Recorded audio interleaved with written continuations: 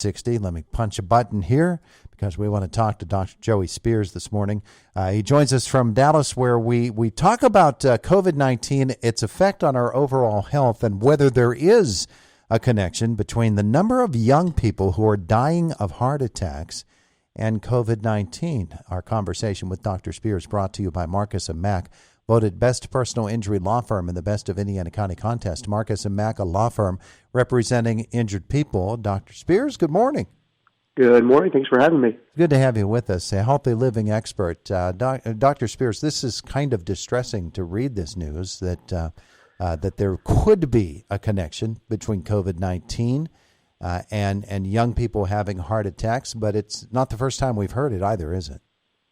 No, it's really interesting because the study takes into account that the 2 years of the pandemic, there was a spike in heart attacks and heart-related deaths.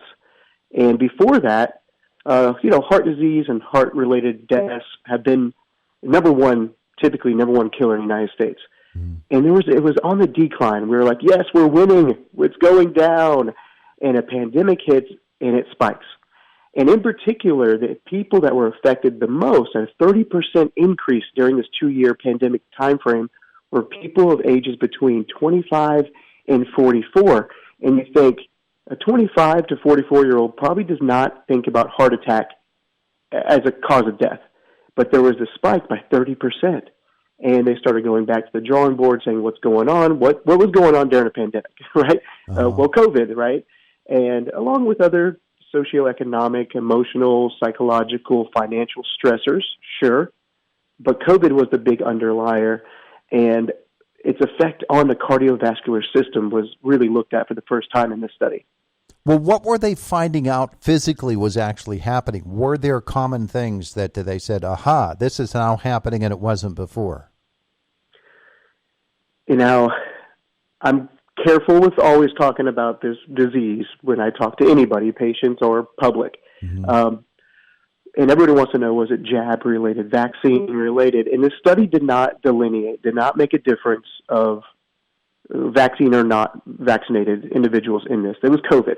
But the big differentiator was that the coronary artery, which is the blood vessel that fuels the heart muscle, right? Heart's a muscle and needs blood to operate. Mm-hmm. When that blood goes away, the coronary artery disease or coronary artery infarction basically causes a heart attack, a severe acute heart attack, and the first symptom is death in a lot of cases.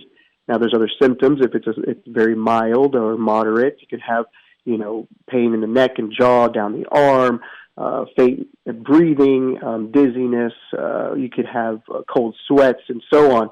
But this coronary artery was the biggest one looked at, and they're finding that COVID itself is more than just an upper respiratory infectious disease. It's actually affecting blood vessels and blood itself. We've heard of the clotting and vaccine-related again, or not. I'm not making any recommendation or medical advice for your listening population, mm-hmm. But COVID is more than just a respiratory issue is what we're finding out more and more in this study. And it's scary, some of the things that we're finding out. Mm-hmm.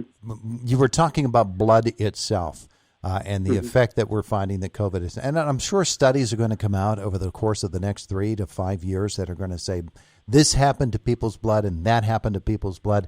We hear about blood thickening and we hear about the arteries not being able to push it through like it used to be. And sorting through all of that and finding out, well, what was actually going on, I'm sure it's going to take more than just a little bit of study. It's going to take some pretty detailed research, isn't it? Absolutely. I mean, we're 3 years or so into this. Well, I guess it's long enough to say we have long COVID, right? Yeah. But 25 to 44, the other factor is that's usually a relatively healthy population. And also healthy means an active immune system. So they're finding that COVID introduced to the body can spur an immune system response, right? Like all diseases. Mm-hmm. And that overactive immune system can cause the thickening of blood itself and blood vessels and irritation of linings because you're overly actively fighting something that's foreign to the body. and that then causes issues cardiovascular related. So that's why that age range they're saying had a big spike, 30%, was this overactive immune system because of COVID. And that's the biggest takeaway I can tell from this. Besides, have a healthy heart. This is the biggest time more than ever that we can address the heart-related disease that has been the number one killer in the United States, back and forth with some cancers, for a very long time. And guess what? It's preventable. It's 100% preventable. And that's the issues. And now we have a bigger monster attacker called COVID, besides cholesterol and stress and lack of activity. We have another guy coming into the playing field that says, hey, I want to cause more issues. So now we need to take the steps to cause a healthier lifestyle and therefore a healthier heart, more now than ever. Well, that seems to be the thing that we really should take out of this is whatever it was and whatever the studies will eventually show was happening and is happening with COVID and with, as you said, is it the jab, is it not? We need to have better, healthier lifestyles here in America, don't we? That's right. That's the takeaway, 100%. Yeah. So what should we be doing right now if we're in that 25 to 44 age bracket? Because, as you said, people don't really pay all that much attention to their health when they're 25 years old. They think, I'm going to live forever. Right, yes. So what should they be doing? I think knowing that if you've had COVID and multiple times of COVID, going in earlier to get checks. I think that's important to know. Your heart may be affected, and you don't want to have it be affected and then you go get checked out and wish I would have known about it. So getting something more regularly checked, and that could start with blood pressure. It could start with getting maybe even just reading your heart. There's heart reading monitors, like, for your finger, getting more aware of your heart and the symptoms that are related, knowing that if you have irregular chest pains, palpitations, cold sweats, pain in jaw and neck and arm, those types of things. And it doesn't always have to be exercise induced. The other part is, what is a healthy heart diet? And that's a lot of information on the web, of course, fiber, lower cholesterol, lower salts, things like that. And then activity levels. Now, there is cardiovascular exercises, which we have, CDC has done vast studies that we are vastly under-exercised as a nation. Plain and simple, that's what we are. Mm-hmm. And if we are able to maintain a steady, regular, cardiovascular, challenging workout on a daily, weekly, monthly basis that the CDC recommends, there are guidelines out there that we are vastly, again, not performing to their standards.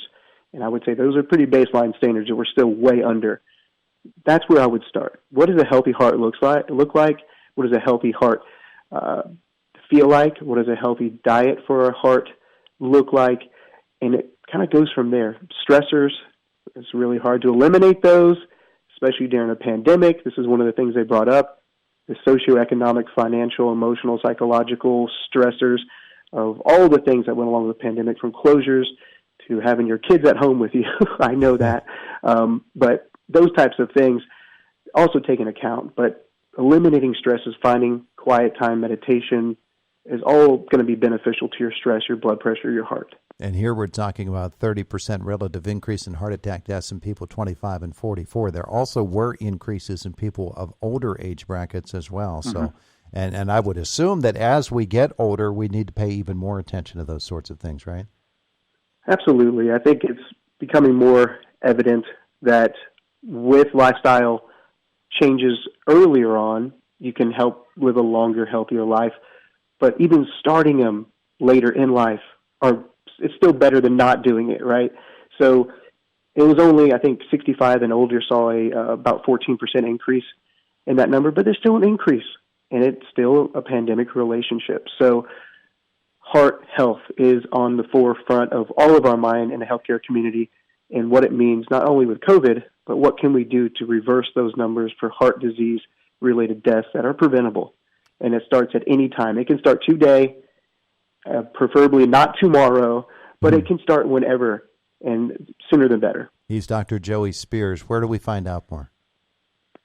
Definitely look at the websites. There's a the Cedars-Sinai website on the today.com. I'm found at Dr. Joey hearttv.com. I love to post stuff all about this new and upcoming research.